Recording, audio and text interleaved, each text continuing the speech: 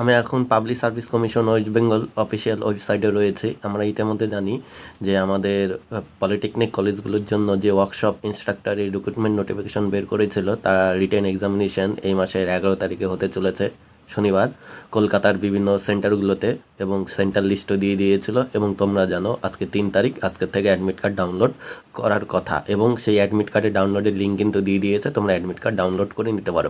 Official ওয়েবসাইটে গিয়ে candidates corner পোর্শনে গিয়ে তোমরা download admit card for written আর স্ক্রিনিং টেস্ট এই পোর্শনটাতে ক্লিক করলে তোমরা কিন্তু অ্যাডমিট কার্ড ডাউনলোডের লিঙ্ক কিন্তু পেয়ে যাবে। তোমরা এখানে দেখতে পাবে সিরিয়াল নাম্বার 2-তে এখানেই রয়েছে অ্যাডমিট কার্ড। ক্লিক হেয়ার পোর্শনে ক্লিক করে তোমরা তোমাদের ডিটেলসটা দিয়েই তোমরা অ্যাডমিট কার্ড ডাউনলোড করে নিতে পারবে। এখানে তোমাদের এনরোলমেন্ট নাম্বার আর ডেট অফ বার্থ লাগবে।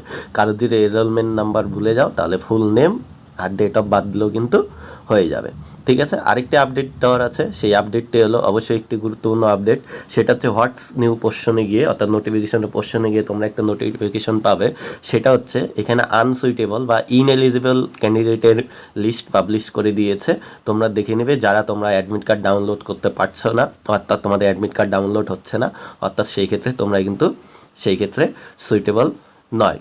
ঠিক আছে, তোমরা দেখো এখানে 4 নম্বরে আছে list of unsuitable candidate for recruit to the post of the workshop instructor in different এড। এই পোস্টনটা অর্থাৎ ইনএলিজিবল বা আনসুইটেবল ক্যান্ডিডেটের এখানে লিস্ট কিন্তু দিয়ে দিয়েছে। আমি ডাউনলোড করে তোমাদেরকে দেখিয়ে দিচ্ছি। এখানে তোমাদের এনরোলমেন্ট নাম্বারের সাথে সাথে নামও দিয়ে দিয়েছে। আজকে এটি পাবলিশ করলো এবং তার কারণ হিসাবেও দিয়ে দিয়েছে। নোটিফিকেশনে ক্লিয়ার করে বলা ছিল যে মোর দ্যান 1 অ্যাপ্লিকেশন হলে সেটা কিন্তু বাতিল করে দেওয়া হবে। এই কারণেই এদের অ্যাপ্লিকেশনগুলো কিন্তু বাতিল হয়ে গেছে, এরা এক্সামিনেশন দিতে পারবে না। দেখো সিরিয়াল নাম্বার 1, 2, 3 করে দিয়ে দিয়েছে, এনরোলমেন্ট নাম্বার 2 করে দিয়ে দিয়েছে, অর্থাৎ তারা একই অ্যাপ্লিক্যান্ট 2বার করে অ্যাপ্লাই করেছে আলাদা আলাদাভাবে। Name of applicant, father's name, date of birth আর অ্যাডভাইজার নাম্বার বলতে এটাই, এবং 2(1, 2, 3 অর্থাৎ যেটা যে পোস্টের জন্য অ্যাপ্লাই করেছিল, কারণ এখানে তো বিভিন্ন ট্রেডের ডিফারেন্ট ট্রেডের জন্য ছিল।